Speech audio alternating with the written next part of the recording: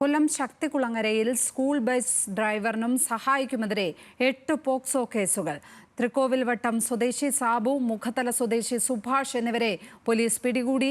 ലൈംഗികമായി ഉപദ്രവിക്കാൻ ശ്രമിച്ചെന്ന വിദ്യാർത്ഥിനികൾ സ്വന്തം കൈപ്പടയിൽ പരാതി നൽകുകയായിരുന്നു.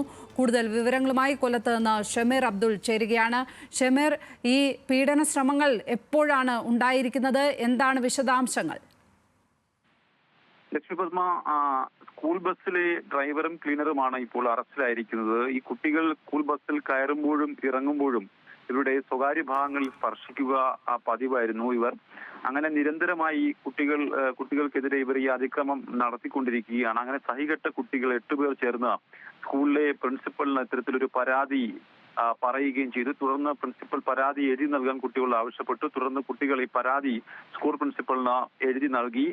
ഈ പരാതിയാണ് പ്രിൻസിപ്പൽ ശക്തികുളങ്ങര പോലീസിനെ കൈമാറുകയും ഇവരെ കഴിഞ്ഞ ദിവസം പിടികൂടി ഇന്ന് അറസ്റ്റ് രേഖപ്പെടുത്തുകയും ചെയ്തിട്ടുള്ളത്. എന്തായാലും പരാതി വാസ്തവമാണ്. കൂടുതൽ കുട്ടികൾ ഇനി പരാതിയുമായി രംഗത്ത് എത്തും എന്നാണ് ഈ പരാതി നൽകിയ കുട്ടികളുടെ രക്ഷിതാക്കൾ പറയുന്നത്.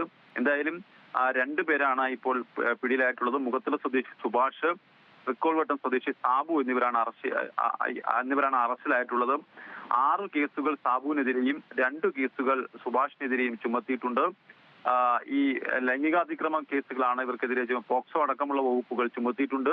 എന്തായാലും സ്കൂളിലെത്തി ഈ കുട്ടികളുടെ മൊഴി പോലീസ് രേഖപ്പെടുത്തിയിട്ടുണ്ടെങ്കിലും കൂടുതൽ കുട്ടികളിൽ നിന്നും വിവരങ്ങൾ ആരായാൻ ശക്തികുളങ്ങര പോലീസ് ഇപ്പോൾ ശ്രമം ആരംഭിച്ചിട്ടുണ്ട്. കൂടുതൽ കുട്ടികൾക്ക് ഇത്തരം പീഡനം നേരിട്ടിട്ടുണ്ടോ എന്നും പോലീസ് പരിശോധിക്കുന്നുണ്ട്. ലക്ഷ്മി പത്മ. കൊല്ലത്ത് നിന്ന് ഷമീർ അബ്ദുൾ ആണ് വിശദാംശങ്ങൾ നൽകിയത്.